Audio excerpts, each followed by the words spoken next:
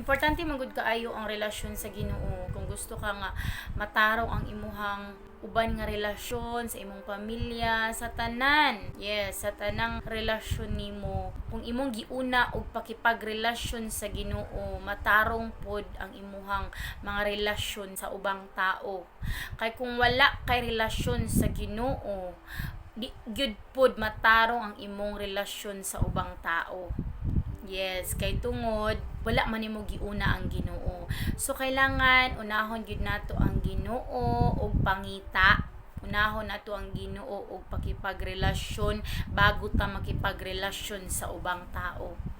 Yes, kay perfect man gud ang Ginoo. Perfect si God, di ba? So buhaton pod ni God na magiging perfect pod ang imuhang karelasyon. Kay kung unahon man gud nimo ang Ginoo, unahon pod kaniya.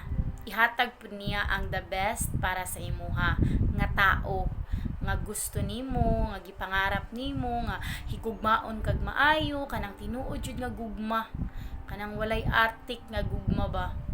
Yes, ingana ang Ginoo mo regalo. Ihatag kaniya sa tao nga maghigugma sa imuha og tinud-anay.